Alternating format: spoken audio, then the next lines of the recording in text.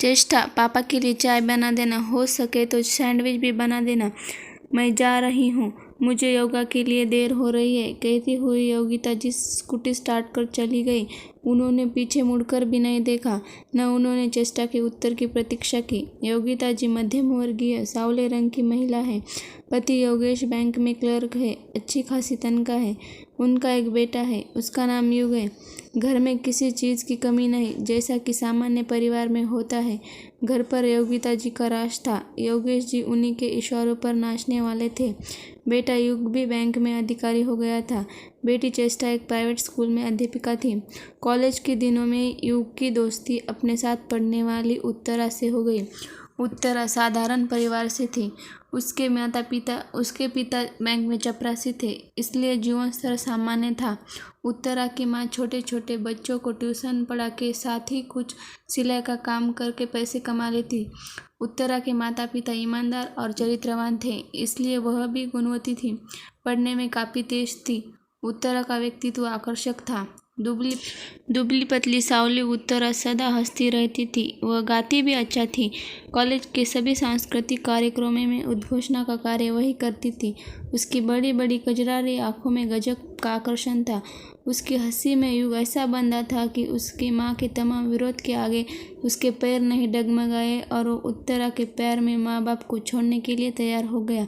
योगिता जी को मजबूरी में युग की शादी को इजाज़त देनी पड़ी। कोर्ट मैरिज कर चुके युग और उत्तरा के विवाह को समाज की स्वीकृति दिलाने के लिए योगिता जी ने एक भव्य पार्टी का आयोजन किया। समाज को दिखाने के लिए बेटी की जिद के आगे योगिता जी झुक गई, लेकिन दिल में बड़ी गांठ थी। उत्तरा एक चपरासी की बेटी है। दहेज में मिलने वाली नोटों की भारी गड्डियाँ और ट्रक भरे सामान के अरमान मन ही मन रह गए। अपनी कुंठा के कारण वे उत्तरा को तरह तरह से सताती, उसके माता पिता के बारे में उल्टा सीधा बोलती। उत्तरा के हर काम में मीन में निकालना उसका नित्य का काम था। उत्तरा भी बैंक में नौकरी करती थी। सुबह पापा की चाय ब्रेड, फिर दोबारा मम्मी की चाय, फिर युग और चेष्टा को नाश्ता देने के बाद वह सबका लंच बनाकर अलग अलग पैक करती। मम्मी का खाना डाइनिंग टेबल पर रखने के बाद ही वह घर से बाहर निकलती थी। इस भागदौड़ में उसे अपने मुंह में अन्न का दाना भी डालने को समय न मिलता था।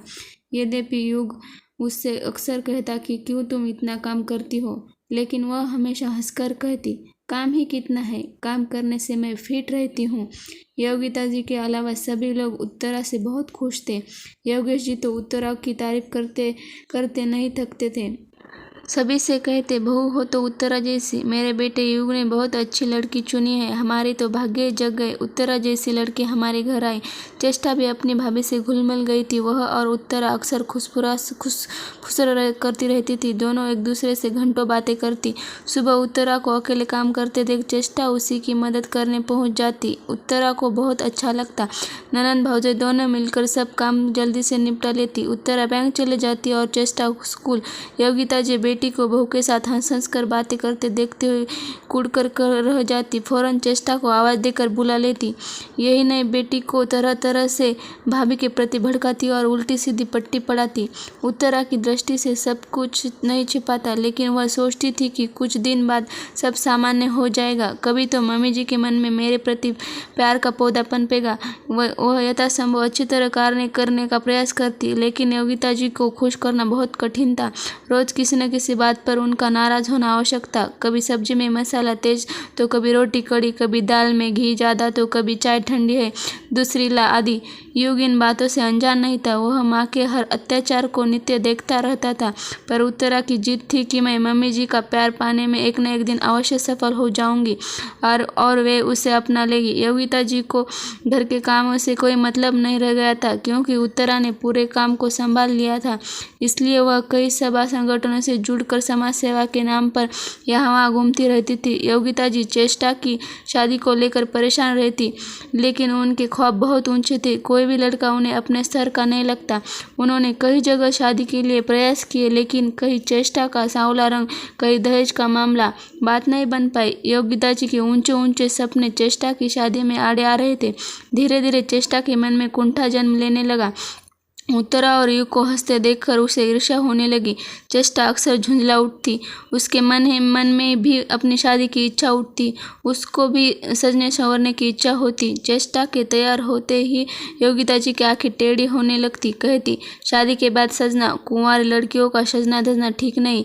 चेष्टा यह सुनकर क्रोध से उबल पड़ती, लेकिन कुछ बोल न पाती।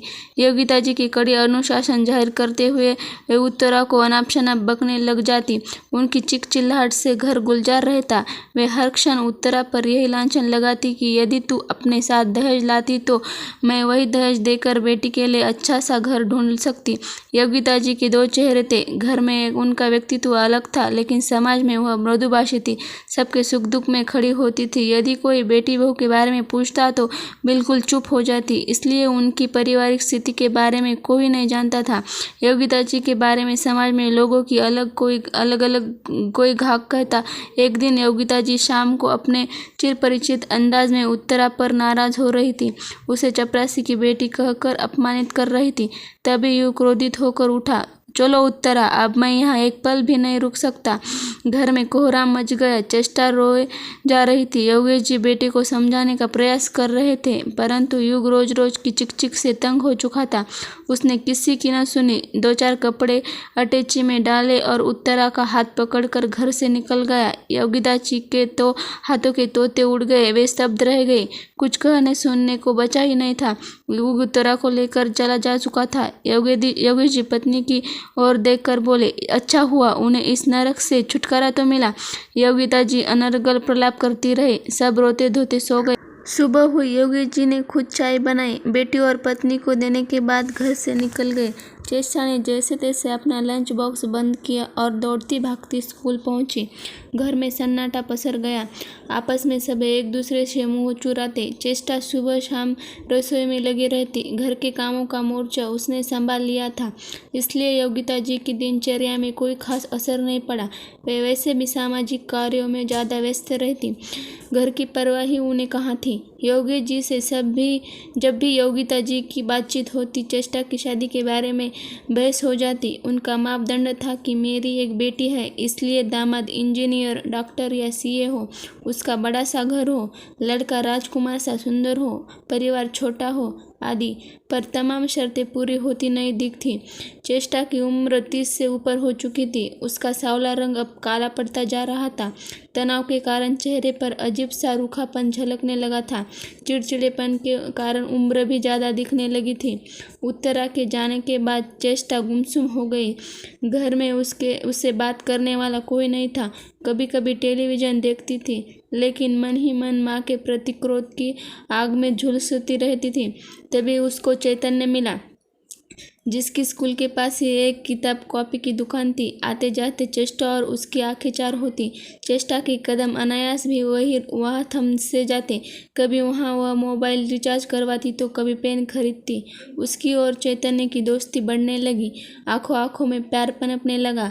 वह मन ही मन चैतन्य के लिए सपने बुनने लगी। दोनों चुपके चुपके मिलने लगे। कभी कभी शाम भी साथ गुजारते।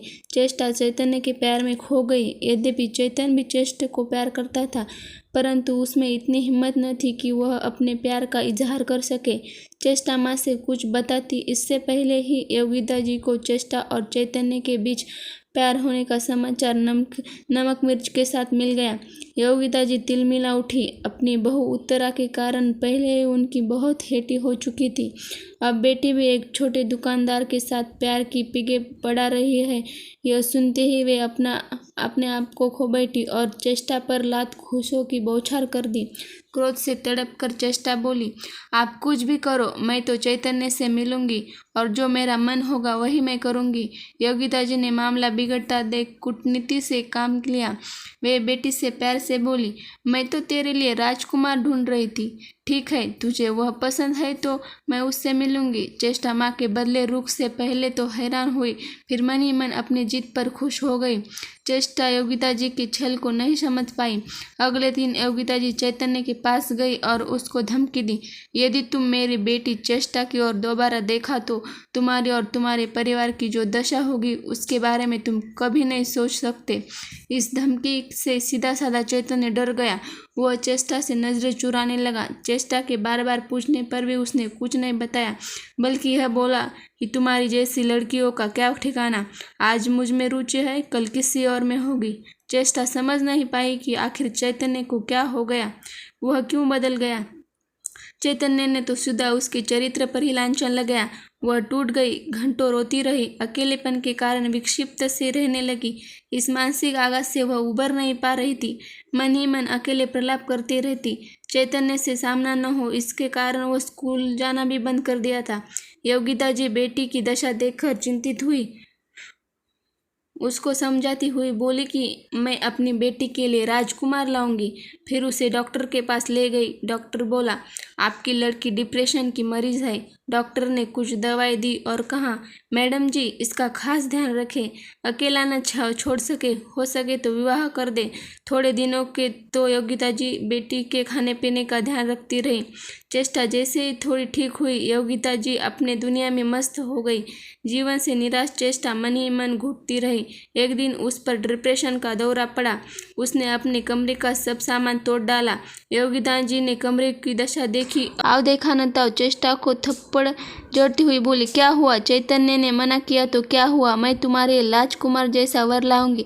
यह सुनते ही चेष्टा समझ गई कि यह सब इन्हीं का किया धराया है। कुंठा, तनाव, क्रोध और प्रतिशोध में जलती हुई चेष्टा में आने जाने कहाँ की ताकत आ गई। योगिता जी को तो अनुमान ही न था कि ऐसा भी कुछ हो सकता है। चेष्टा ने योगिता जी की गर्दन पकड़ ली और उसे दबाती हुई बोली, अच्छा आपने ही चैतन्य को भड़काया है। उसे खुद नहीं पता था कि वह क्या कर रही है। उसके क्रोध ने अनहोनी कर दी। योगिता जी की आंखें आकाश में टंग गई। चेष्टा विक्षिप्त होकर चिल्लाती जा रही थी, मेरे लिए राजकुमार लाओगी ना?